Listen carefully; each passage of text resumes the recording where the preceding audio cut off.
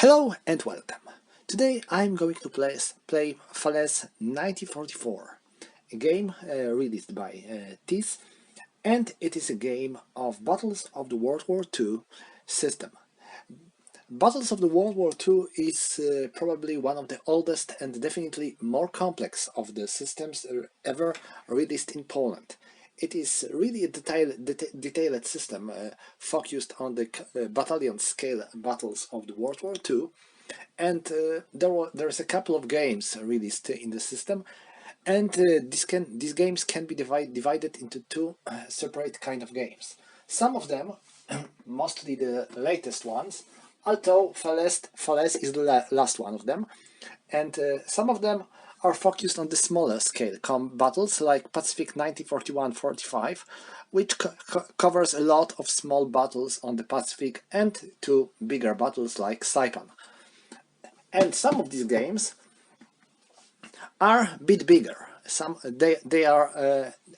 They come usually with one or two boards only, and they are focused on some bigger operations, like for example this one. This is an example of the bigger games, and it is the most recent game of this system released so far, so I am going to show you how it works. And to play this game, of course, you need a game, which is pretty obvious. You also need 2d6, which is also pretty obvious, but which might be not really obvious. You will also need something else. Each of these games comes with the unit tables, and it is a good idea to make a copy of these tables, because each side has their own tables. So I made a twice two-sided copy for my play, and you will need a pencil to mark the losses, because in most of the games we have unit strength on the counter, and if units suffer some losses, it is flipped, or you have to put counters with losses below the counter. In this game, every time units suffer losses, you have to mark them in its table. This is a kind of different thing, and I think it's pretty original. It is old idea, like I said, it comes from the early 90s, and of course it makes sometimes a game a bit slower, because every time you have to play some combat, you have to check unit strength, then you have to mark losses. So yes, it definitely slows a game a bit, but I think it makes a game quite original and different, mostly because sometimes a number of unit strength points and unit's strength itself might be different. For example, unit might have a strength of 5, but it might have a strength of number of strength point which is, for example, higher. Let me show you. Let's check. This British battalion has strength of 5, but you can see it has 5, 4, 4, 3, 2, 2, 1. So when it suffers losses, it suffers losses of these points, not by its strength itself. So for example, it might suffer 2 points loss, so it will be 5, 4, and it will be still 1 point of 4. So unit will still have a strength of 4, despite having two losses. So this is just the basics, because this game comes with a really big number of small rules about certain kind of units, because it is battalion company scale. So we have a lot of smaller units like reconnaissance units, any kind of artillery, any kind of armored fighting vehicles, etc., etc. So I will try to show you how it works. And one thing I have to talk now about minefields. This scenario, which covers Operation Totalis, an initial part of the Battle of Falaise, comes with the rule that says that a German player might place 6 minefield hexes on the board. But when you play against a human player, he takes these minefields and he places them anywhere on the. He marks numbers of the hexes on the card, and when you enter hex with the minefield, he reveals that on this hex he placed a minefield. Okay, it works fine. But when you play a solo game, just like here, it might be a pretty complicated. So, to make the game a bit more random, I decided to make it in this way. I took a double number of minefields, because this scenario comes with 6 minefields, so I took a 12 minefields, and I marked some of them as dummies. So I don't know which one of them are real minefields and which of them are dummies. So every time my unit will enter a unit and enter a hex with minefield, I will have to check if this is a minefield, and then it will make a kaboom, and if it's a dummy, it will be removed from the board. Okay, that's for the beginning. Also, this game has air rules quite simplified. In most of the games, you have counters for fighters, for bombers, for ground attack, for recon, for transport, etc., etc. In this game, it is simplified because allied player has a couple of ground attack air units, but they are shown not by the counters, but by the point. Each day, allied player has a number of points he can use to make attacks on the enemy units or to support his own attacks. This game comes with 4 different scenarios, each of them showing a different stage of the Battle of Falaise. It is recommended to play these scenarios together, one after another, and include the losses from the first scenario in the second scenario, losses from the second scenario, and in the third scenario, etc., etc. I am going to show you how it works on the example of the first scenario, Operation Totalis. And now let's talk about the victory conditions. Allied player gains 21 victory points if any of his units reaches the river of Liaison, which is here. Also, he gains 1 victory point for each destroyed German unit and 2 victory points for each destroyed SS unit. Interesting aspect of this game is that in each scenario only one side gains victory conditions.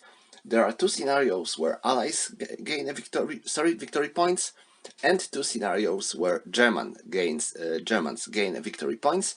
So at the end you have to sum victory points of all from all scenarios, and you can tell who is victorious.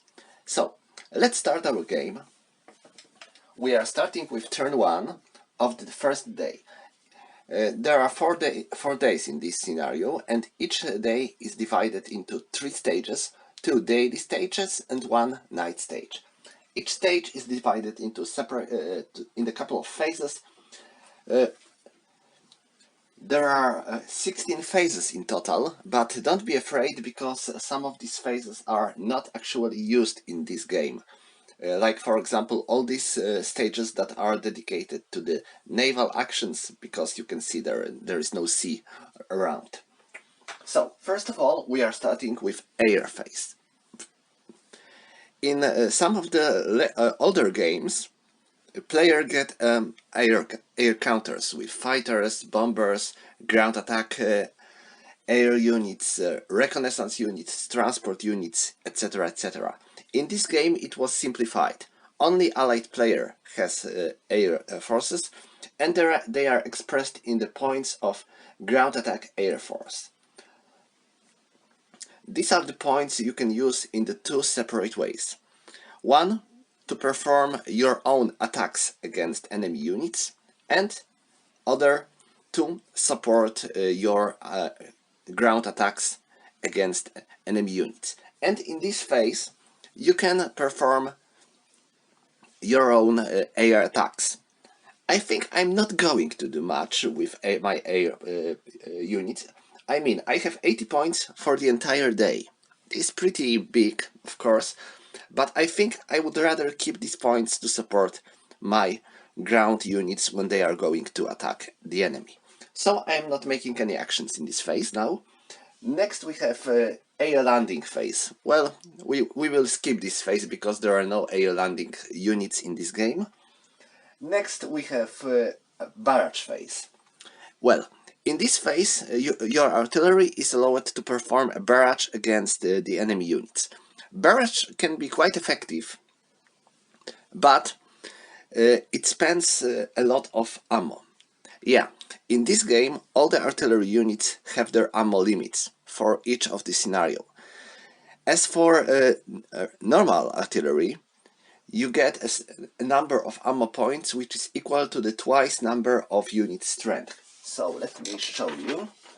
For example, this 2nd Canadian Infantry Division has 3 artillery units, each of them has 5 points. This means that this division has 30 points of artillery, of ammo, and this can be used in this scenario. As for heavy artillery, each unit has its own limit of ammo, which is, you can see, smaller than normally. For example, our allied player has 3 units of heavy artillery, and each of them has 2, 4, 6 points of ammo.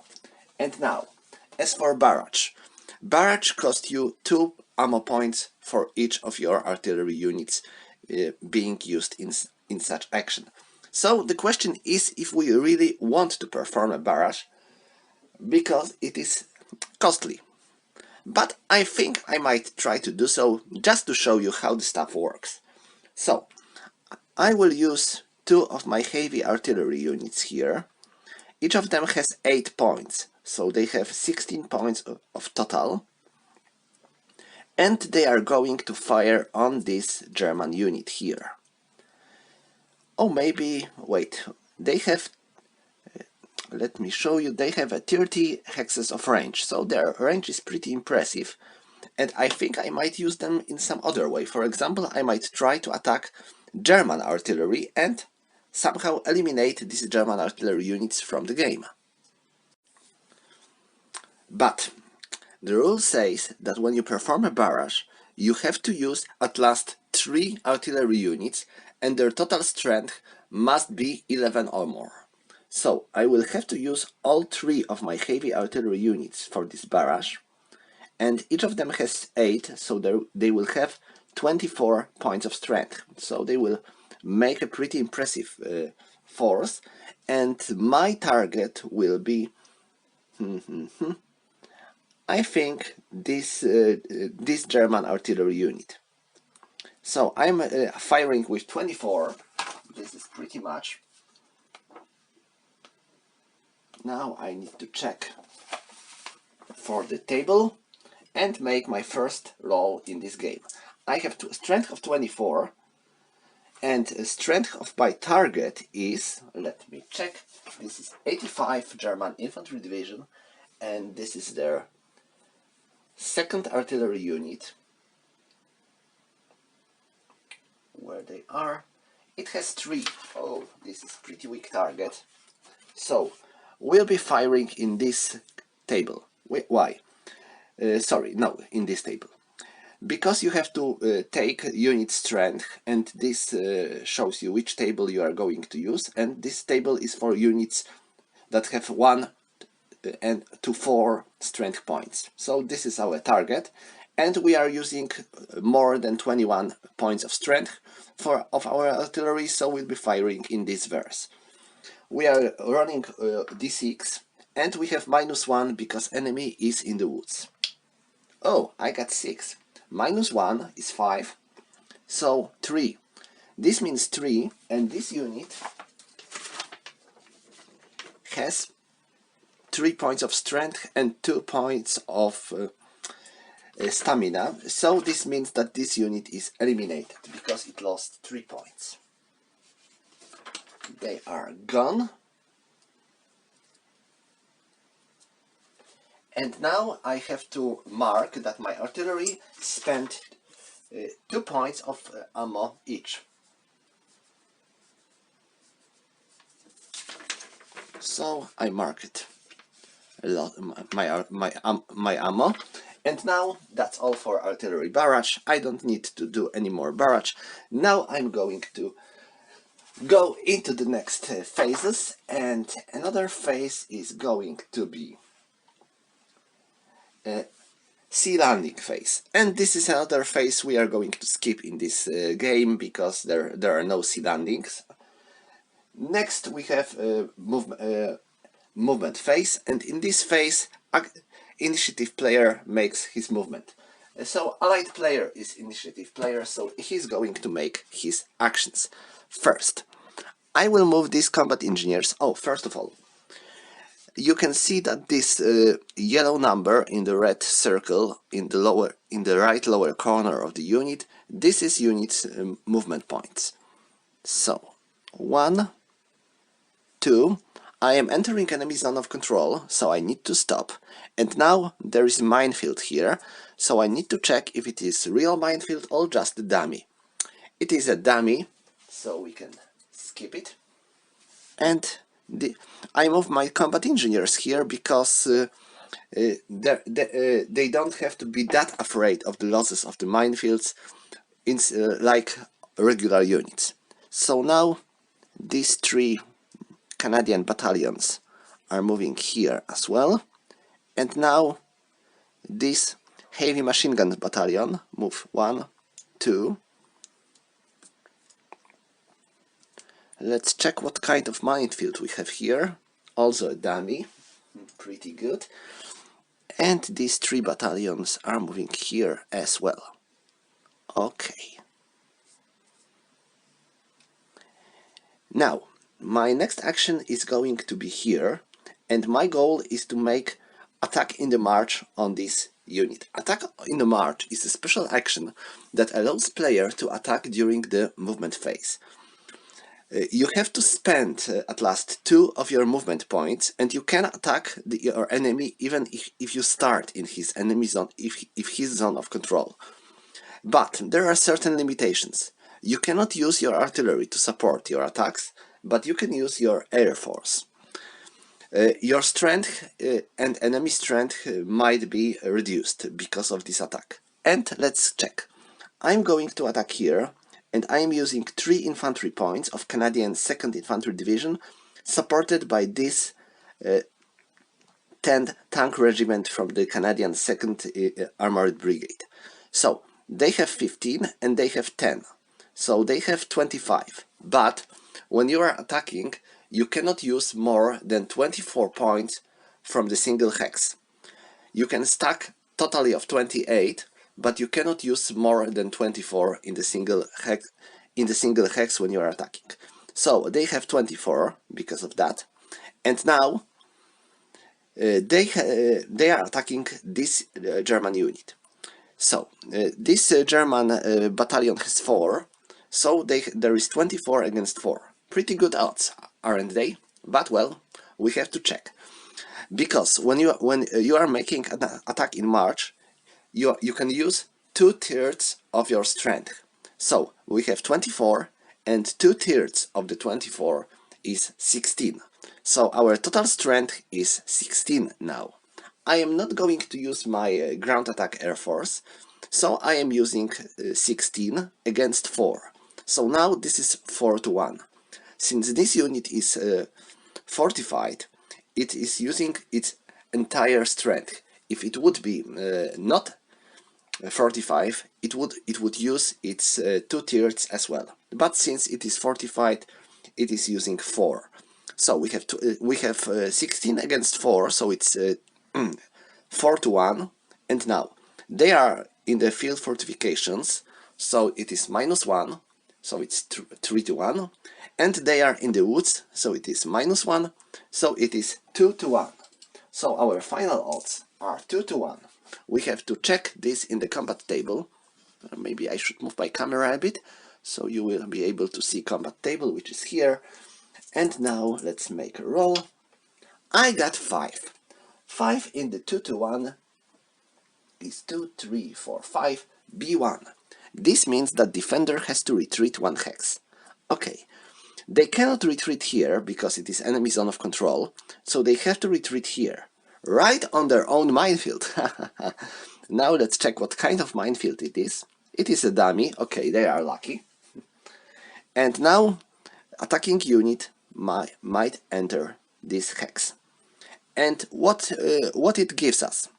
First of all, if this unit was forced to retreat, it loses its zone of control until the end of this phase. So I will mark it like this to remember that this unit has no zone of control until the end of this movement phase. This is pretty good for allies. Next, we have to check for losses. We had 16 points, so in the combat losses table we'll be using 1620 verse.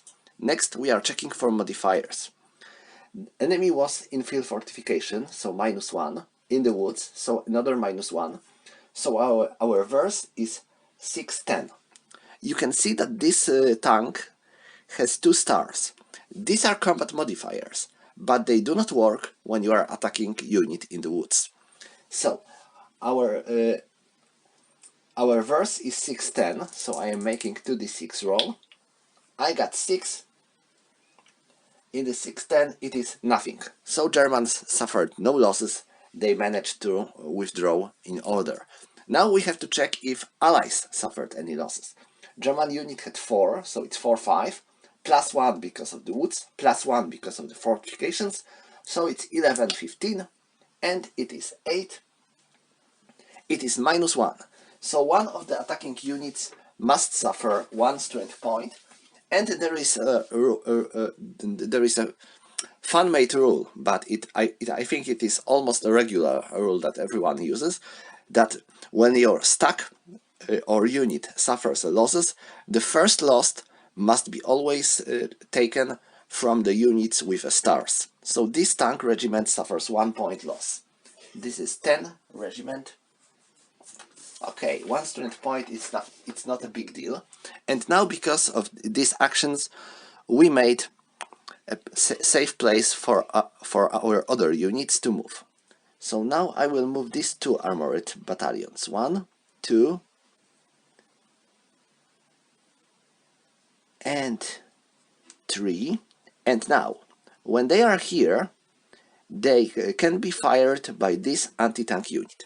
And this is another thing I should mention when I am talking about the rules of this game.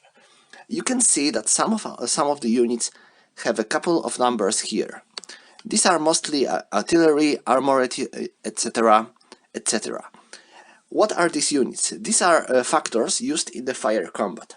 Fire combat is a special kind of combat that can be performed during the movement and combat phase. It is always performed in the combat phase and sometimes performed in the movement phase. In the combat phase, well, I will explain it during the combat phase, but during the movement phase, when a unit can, it might fire on the enemy units, but not on these units that are in its zone of control. Most of the units has only one factor here. This is called gun, and it is in the black circle, sorry, in the black background. It shows you two things. First, unit strength, so these Shermans have strength of 4 when they perform fire combat, and its range. When they have only one number, they can only fire on the adjacent hex. This means they can fire in the combat phase only. But when there are 2 numbers marked with slash, just like on these anti-tank guns, this means that this gun may fire on the 2 hexes range, and such units are allowed to fire during the movement phase in the reaction too. And because of that, this gun fires into these Shermans. It fires on the 2 hexes range, and because of that it uses its strength of 4. Now, when we know its strength, we have to check Sherman's armor. This is this black number on green background, and it is 4. So it's 4 against 4. So the strength is 0. Next, we have to check for the number of shots. Normally, most of the units are firing once for each of 3 points of their strength. So, for example, a unit with the strength of 10 fires 4 times. 3, 6, 9, and 10 and more. Because you are counting the first number. I know this sounds pretty weird, but well, when you have 7 strength of points, you can fire 3 times. When you have 6 strength points, you can fire 2 times. I think this explains pretty well. If you have 4 points, you can fire 2 times. So, anti-tank weapons are firing in the different ways. They are firing once for each of their strength points. Well, they are pretty. They have pretty insane rate of fire. So I have to check this anti-tank gun strength. It is 2. This means it fires twice. So I have to roll twice for them. 7. And now I need to go into the fire combat table to see. We are firing with the strength of 0, and 7 is nothing. Next, 8. This is also nothing. But well, for the purpose of the game, let's assume that we rolled, for example, 3, to show you how it works. So we got 3, so this is 1 hit. What it means? Well, this tank suffer one loss because of these anti-tank guns, and it has to finish its movement. This means it cannot move any further, but if it would like to move any further, it would have to suffer another loss. Well, they cannot because they can, because this unit has no zone of control. Oh hell, sorry. But well, do I want to risk more losses? I don't think so. I will stay where I am. Next, this tank moves 1, 2, 3, 4. I think they will stay here. Their headquarters goes here.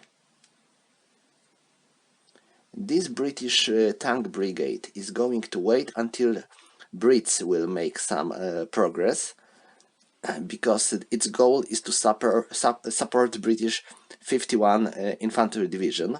So Brits have to get rid of these Germans first, and then their tanks will make their way. Well, that's the plan. Okay, so that's all for the Allied movement phase, and next we have German counterattack phase. In this phase, German player is allowed to move his units that are not in the enemy zone of controls. But this is not simply a move. First, you can move only your unit by 1 hex only. Next, you have to move your units in the way they will be in the zones of controls of enemy units. And next, these units must attack. So this is an option when you have some strong units next to the enemy units that are advancing, and you want to perform a counterattack. And if you will successfully attack enemy unit, then such a unit won't be able to be used in the next combat phase. But I don't think that Germans have any options like this. I mean, they have mostly an infantry here, which is fortified also, so no counterattack for Germans for now. So we are moving into combat phase. In this phase, you have to attack all the enemy units that are in the zones of controls of your units. So yes, this is pretty important to remember how you move, because you will be forced to attack all the enemy units in your zones of control. As for now, I think this is not a big deal, because that's the plan, to attack as many Germans as possible. So let's check for our combat. I will start here. I am attacking this German stack with these 2 Canadian brigades. This brigade has 50 points, and they have combat engineers. So combat engineers provide, let me check, 4. So I have 19, and here I have 3 infantry battalions, also 15, and they are supported with heavy machine guns, so they have 20. So I have 20 with 19. So it is 39. Pretty impressive. To remember about it, I usually use my die to remember how many strength points I am using. So I have 39, and do I want to use any support? I think I will support my attack with this artillery. So it will be +5. So it's 44. And I think this is fine. Next, Germans. They have 2 for this anti-tank gun, and this German infantry battalion has 4. So I have 6. Next, do German player wants to use any of his artillery? I think I will use this artillery. It has, this is third, so it has 3. It is halved when it supports defense, so it is 2. So it was 6 plus 2, it is 8. So we have 8 against 44. This is 5 to 1. 5 to 1, and now they are in the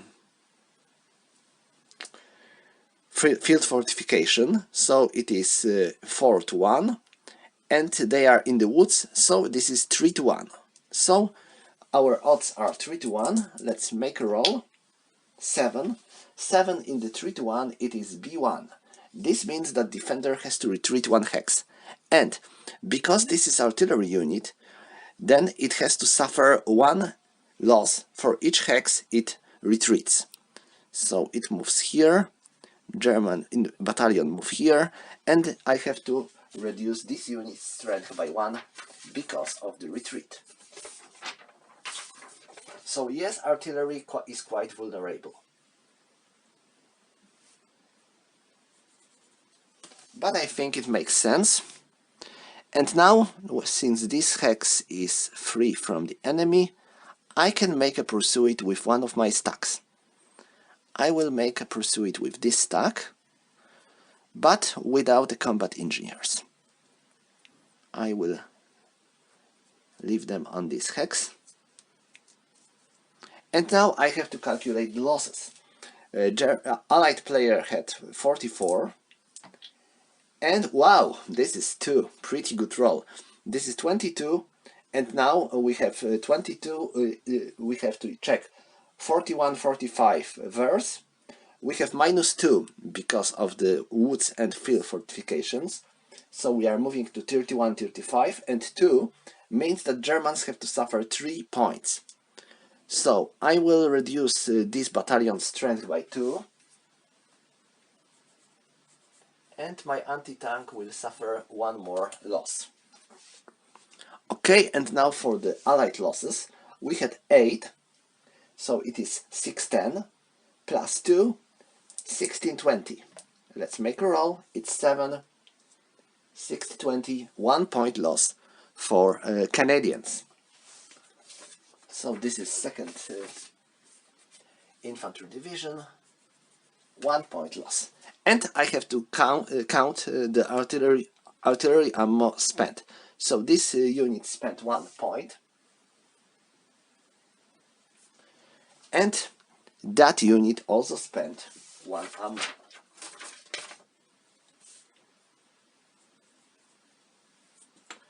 Okay, so that was our first battle. Next, this battle. And since this unit made a successful pursuit during its after its march in combat, after its combat in March, it can attack in its combat phase as well. If it wouldn't make any progress, it wouldn't be allowed to make an attack. But since it made a progress, it can attack. So let's check. We have 24 strength points here and 9 points here. So it's totally of 33. So we have 33 against 4.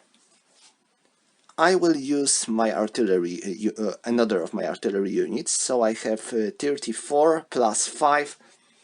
So it is 33 plus 5. It is 38. So Allies have 38. Where is 3? Okay. And Germans. German unit has 5, and I will use this artillery support. It is 3 of 185. It has 3. So so we have 6 against 35. 6 against 35 is going to be 6 to 1. And next let's check for modifiers. I am using this tank and that tank.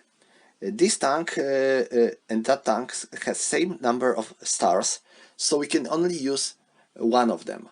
I mean, if we have a couple of units attacking and each of them has a number of stars, we can only use the highest number of stars. We cannot use all of them, so we won't get +4, but we can only use +2. So there will be +2. So we had 6 to 1. And now we gain +2 because of the stars, so it's 8 to 1. Okay, pretty good. Oh, but roll is not. We got 10. 10 in the 8 to 1 is B2. So defender has to retreat 2 hexes. 1, 2. And we can perform a pursuit. So I will move like that. I will take 2 infantry battalions and armored battalion. 1, 2. And this group will move here, like that. Okay, so now I have to check for the losses. Allies have 38, so 36, 40, and I had 2 stars, so I move 2 verses down into 45, 48, 50, 46, 50. Let's make a roll. 3. Wow, impressive. German battalion loses 4 points, so they have 1, 2, 3, 4. So that now they are reduced to 1. Let me show you. And now Canadian losses.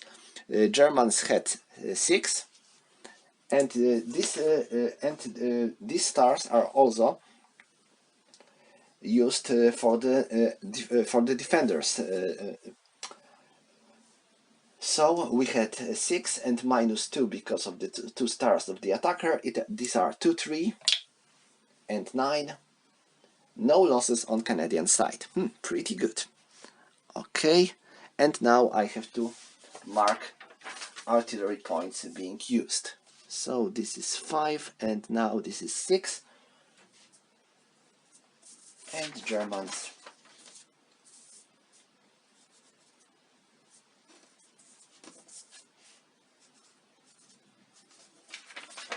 also. One more thing I forgot to tell you before. We eliminated this artillery unit. Because it was eliminated, we have to mark its ammo points as spent. It is just something formal, but well, you have to remember about it. And next, I am attacking here. And what strength these units have? I have full infantry brigade, 50 points. I have reconnaissance unit, it has 4, so it is 19. And I have anti-tank unit with 2, so I have 21. I will take this artillery support, so I have 21 plus 5, so it's 26 now. And our Germans are going to do something. First, let's mark my strength as 26. And now, Germans. Well, they cannot use much of artillery because these mortars have only 2 hexes range. This artillery was already used, so they cannot use any artillery. So, they are fighting alone. They have, I think 4, but I would better check. This is 3rd battalion. No, so they have 3. Okay, even better. So we have 26 against 3, so this is 8 to 1. This is 8 to 1 and 7 to 1 because of the fortification, 6 to 1 because of the woods. So it's 6 to 1 and 4. 2, 3, 4. B3. They have to retreat 3 hexes. Okay. No good for them. 1, 2, 3. And now, since these are minefield, we have to check what kind of minefield. Okay, this is a real minefield, not a dummy this time. So I have to count their losses. Let's count their losses. And now this is pretty weak unit, so I think it won't suffer much on the minefield. They had 3, so we'll be using minefield table, and let's make a roll with 1d6. 2. No losses. Okay, they were pretty lucky. And now British units might advance.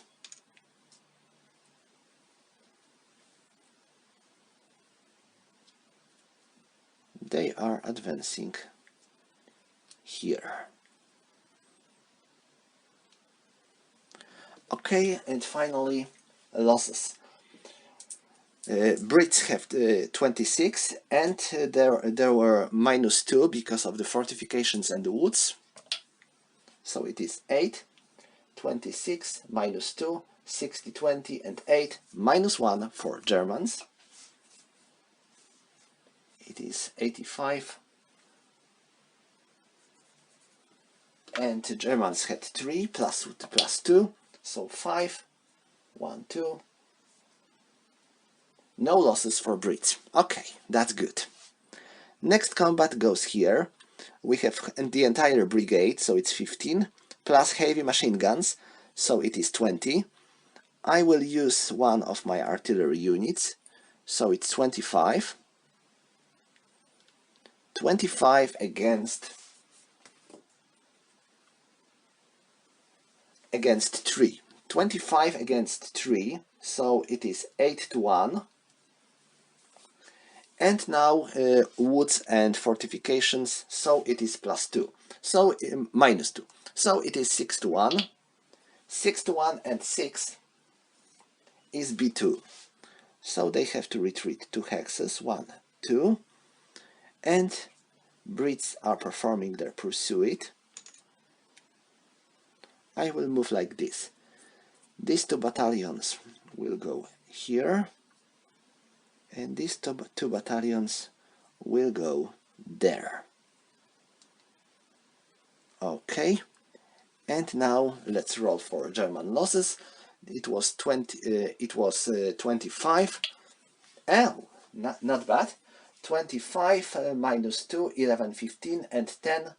These are 2 points of loss for Germans. 1, 980 and 2.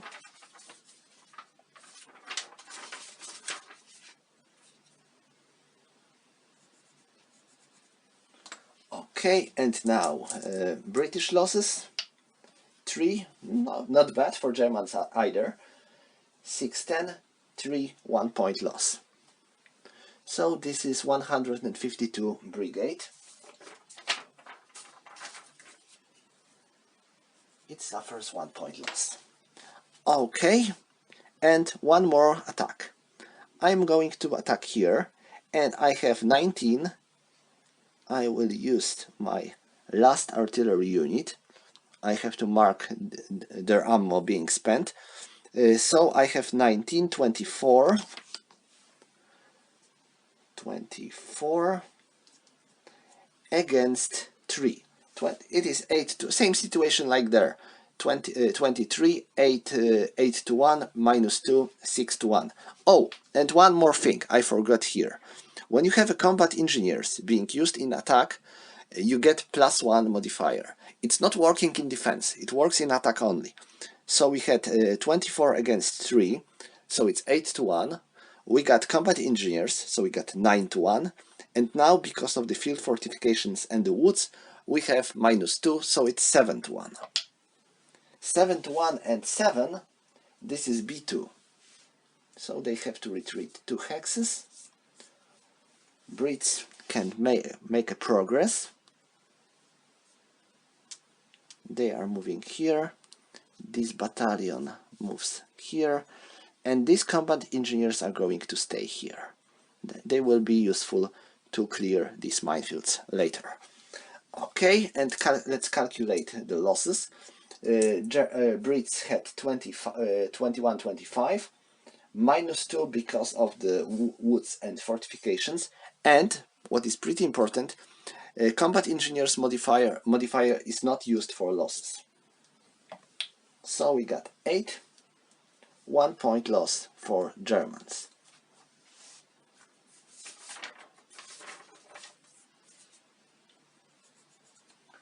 And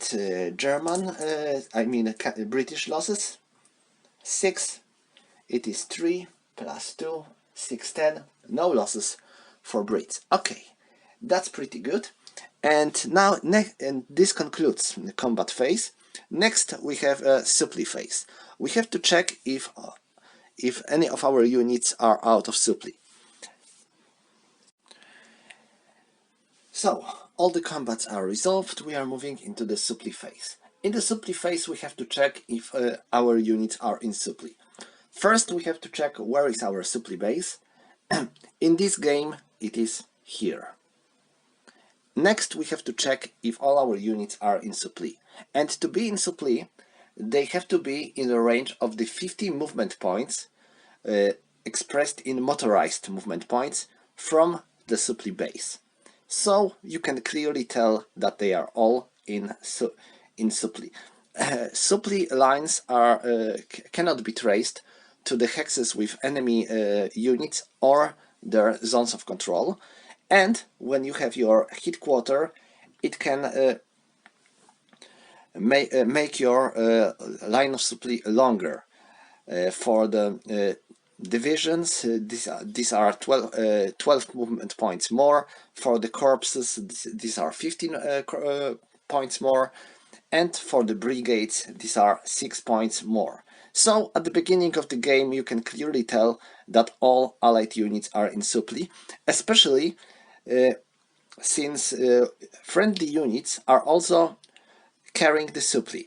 So for example, these units cannot trace a supply from this road because there is a unit with zone of control here, so they are blocking this hex, but you can tell that all these units are in supply, so they are bringing the supply line here and there without any problems. So usually at the beginning of the games you have no issues with supply, save to the certain situations where units are starting surrounded by the enemy, etc.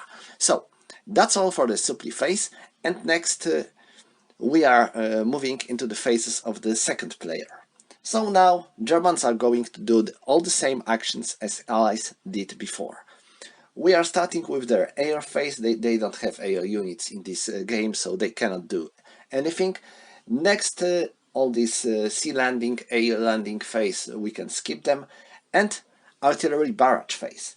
And do Germans are allowed to perform any barrage? I think this might be a problem, because, well, their artillery is pretty limited here, and there is 12 SS division here. It has a number of artillery, but, well, Allies are out of range of this artillery. For example, these units have 9 hexes range, so 1, 2, 3, 4, 5, 6, 7, 8, 9, no range.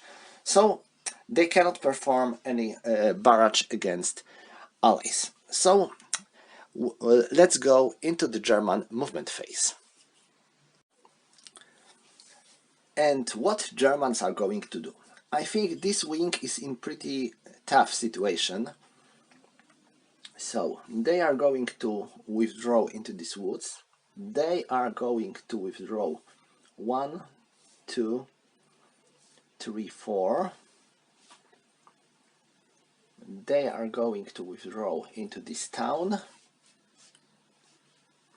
And that's all. This battalion withdraws here. They are holding their line. They are all fortified. And when unit don't move, it can fortify itself. It can spend all its movement points to not move but to fortify itself, but artillery cannot. It can only be done by other units, but not by artillery units. And this is pretty important to remember about.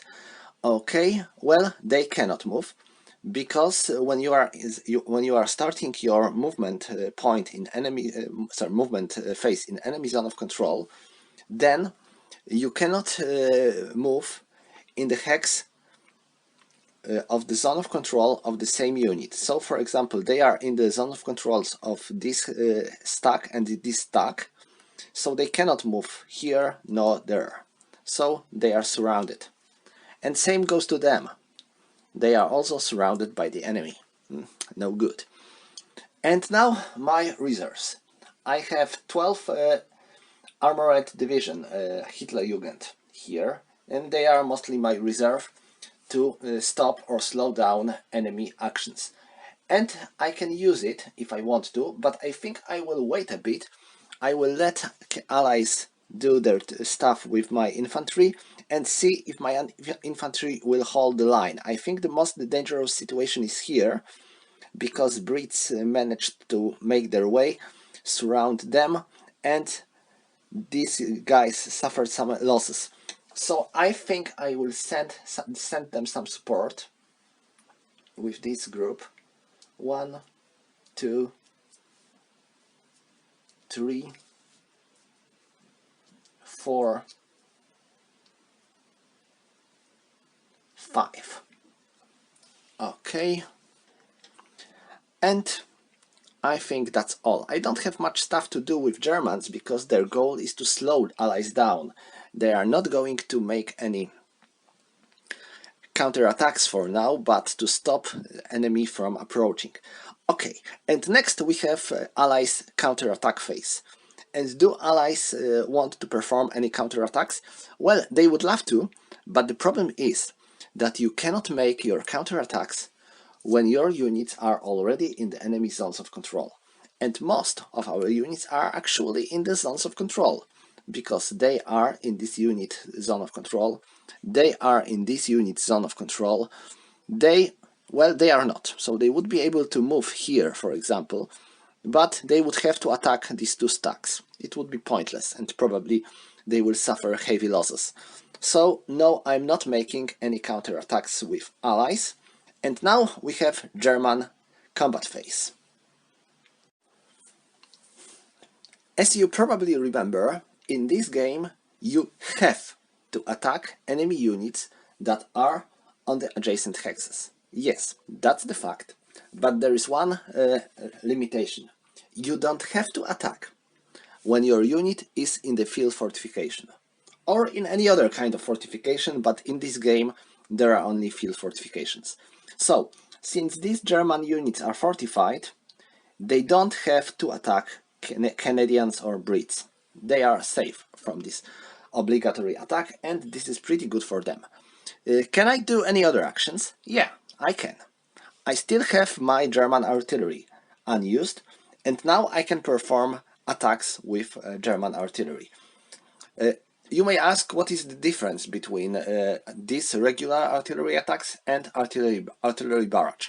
First, artillery barrage is made before your movement, so you can eliminate some of the enemy units or weaken them. Next, when you're performing an artillery barrage, you gain additional modifiers sometimes. I didn't count when I fired here, because I already get 6 on my roll, but sometimes you get some fine modifiers as well. When you make ordinary artillery fire, you don't have to. You don't get these modifiers, but of course there are some limitations as well. Let me check. When you want to perform such attack, you have to use at last 7 points of strength of your artillery. You cannot fire with units that have 6 or less. So this is pretty important. If Germans have such strength anywhere, that can be used. Well, I think they cannot. These two units have 9 hexes range, so they are pretty so they are pretty fine to fire at any of the allied units here, but each of them has 3 points, I believe. Let me check. 1 and 2 of the 89. No, actually this unit has 3, has 2, and this unit has 4. So they have totally of 6. Still, it is not enough because they need 7. These mortars have 2, but they have only 2 hexes range. So they don't have any allied units in their range. And all this German artillery here that stands on the line of Laison River is out of range of allies. And because of that, Germans cannot perform any artillery attacks against the enemy. So this concludes German attacks. Actually, we don't have much stuff to do with German attacks. And let's go into the German supply phase. Now, this German stack is out of supply, and that German stack is also out of supply. We have to mark them with out of supply markers. Any other German units are out of supply? No, they are fine. So this concludes our turn. We can now flip our used artillery back to normal, so it will be available in the next turn. This heavy artillery here, and this Canadian artillery here. As you see, I didn't use all my artillery because, well, it is wise to take care of your artillery and its ammo and not use it too harsh and too quickly, because later when you will go far, you might find problems to break through some of the enemy positions. So that's all for the first stage of the 7th of August 1944. We'll be moving into second stage, and I think this is a good moment to call it a day for this part of the video. I will be back with the second stage and probably a night stage in the next part. My goal is to show you how this game works, more than actually show you how to win or something like that. I'm not going to show you proper tactics, but I would rather like to focus on making this video rule-wise and to show you how the stuff works. So that's all for today. Thank you for watching and see you next time.